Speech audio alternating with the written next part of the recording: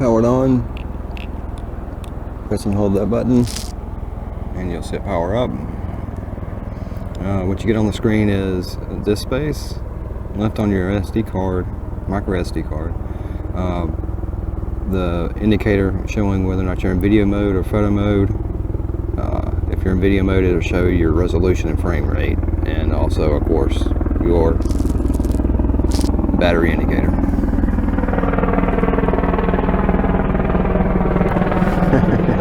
It's funny. Black Hawk Pond.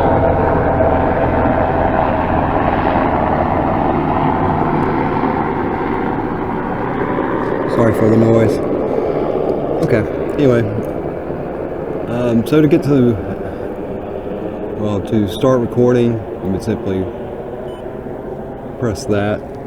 You start recording and stop, of course, you press it again. And once you start recording, you've got your time indicator down there, as well as the blinking red light, which indicates you're recording. So to stop it, you would simply press it again. To recenter the gimbal, if you were to turn it and need to recenter it, just double press that button, and get the indicator it's recentering, and you're good to go. So to get to some of the menus, if you swipe from left to right, get the option to view a video or photo files that are on your SD card. You get, like, that's one of 23 files that are on my card. You still get the battery indicator there. You get the duration if it's a video. You also get the resolution if it's the video, but it doesn't show, for some reason that didn't indicate the frame rate. But you also get the indicator there, which tells you if that's a video or if that's a photo. Also, you swipe again, you get the option to like it or trash it and delete it off the memory card. If you swipe right to left, we go back to the main screen. If we swipe down, we get to settings. See battery life, auto power off, go through calibration, tilt control, whether or not that's on or off, how much storage space we have left on our SD card, our micro SD card, options for accessories. If you're shooting video of a screen and you're getting the flicker effect going on, you can change it from 60 Hertz to 50 Hertz to reduce that flicker or to remove it altogether. More, language reset, device info, and that's about it. So swipe back up and get back to the main screen. And the main screen, if you swipe from bottom to top, you get recenter option. Do it again. You can flip the camera around as in selfie mode.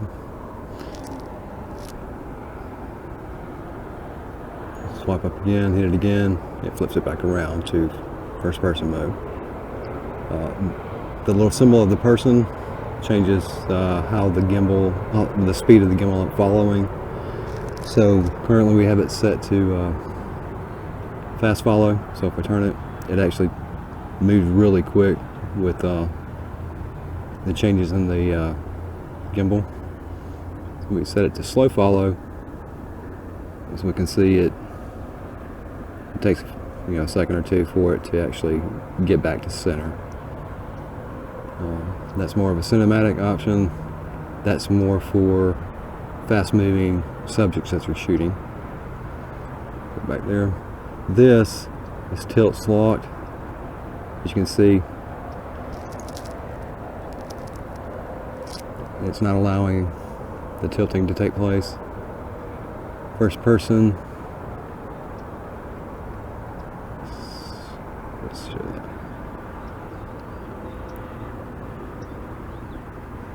Where it follows how you're moving this part. That's it, follow. Tilt locked, FPV. FPV allows it to move as if you're looking at it through your own eyes. Again, follow. It just follows the gimbal however you move it. It tries to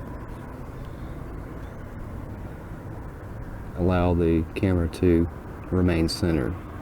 So let's try that out. So as you can see, I tilted it, and the horizon in the video still remains the same. Go back to it. Tilt locked. FPV. So FPV, you can see it's tilting the horizon as I tilt this.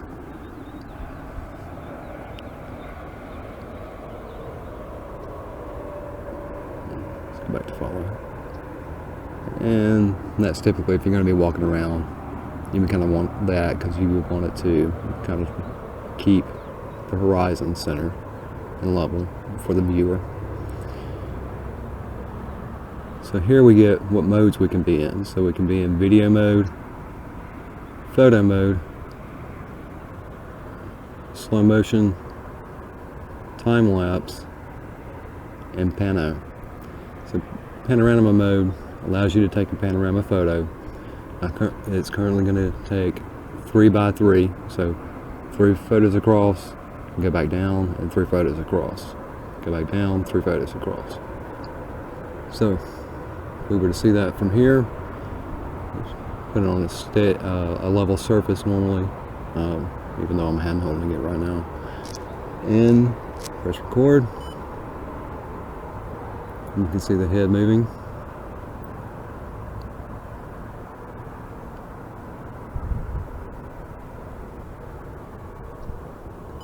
And there we go. So we have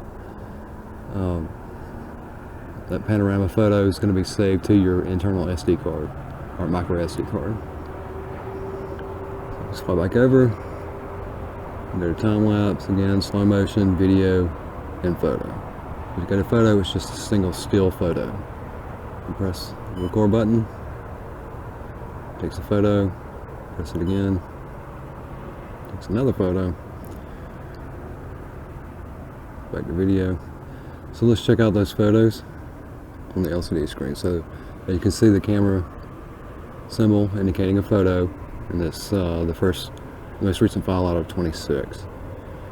So we can swipe to go to back to the main screen, but what we're going to do is swipe across, and we're going to delete it. Delete file. Okay, or cancel.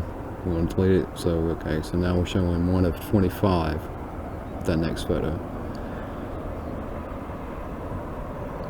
It's the 2nd of 25, which is the panorama photo. And 3 of 25, the 3rd most recent video or file is that video we originally took. So that's, in a nutshell, that's pretty much the settings you have just by using the Osmo Pocket itself. Now you can get this plugged into an iPhone or Android device with the Mimo app, and within that Mimo app you've got quite a few options for making changes for photos and video. So you can change ISO, of course frame rate, as well as other types of video settings. For photos, you can set it to basically whatever DJI is going to allow within that app. And to power it off, press and hold this button, and it's off. And one moment, I'll show you the case. Okay, so here is the case, and since it sets the camera going that direction when you turn it,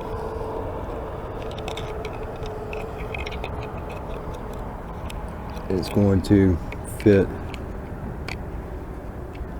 within the case like that. Turn across and good to go. So it really sets the camera so that you can easily fit it inside here. So just be aware that, I don't know if you can see on the camera, but this, as you can see inside the case, how it shows up there. As you're putting the Osmo Pocket back into this case, you have to be mindful not to put it in at an angle like that. Try to put it in like that, because it will actually hit that little strap on the inside and can kind of catch the gimbal. Also, look out while we're here. Set this back off.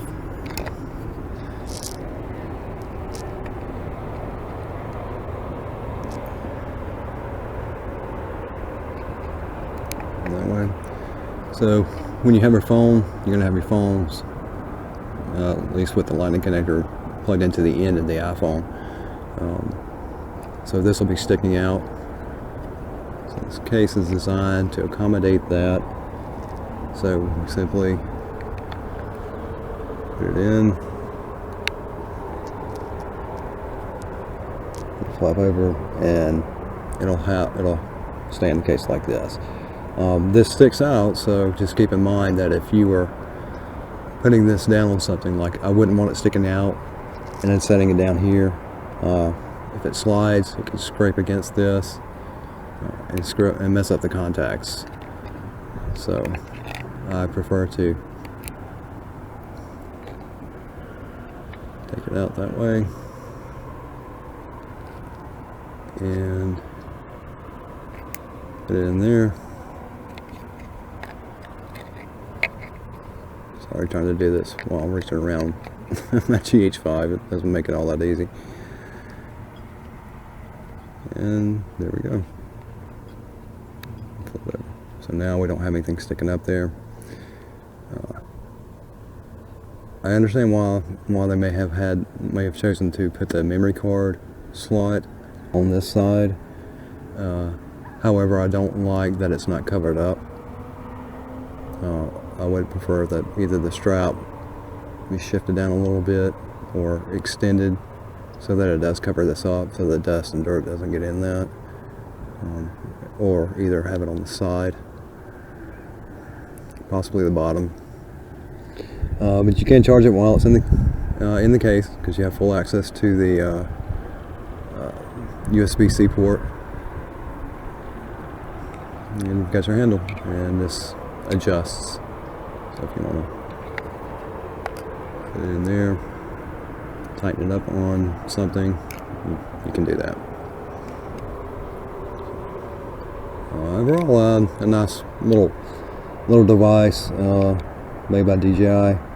They did a pretty good job of it. Haven't had any problems with it so far. It's worked out fairly well. Taking it on a trip.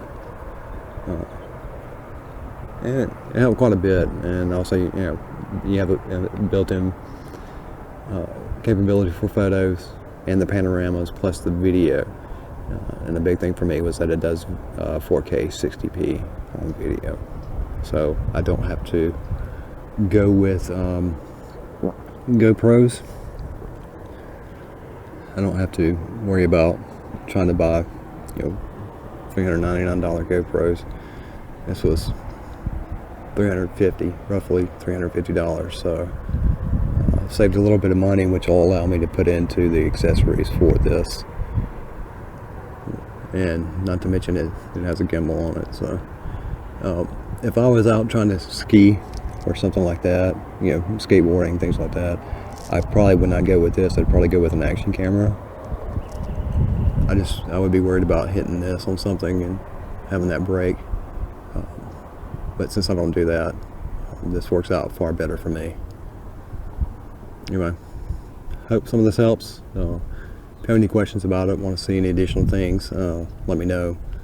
I'd be more than happy to create a video for that and go over those features or settings. All right, thanks.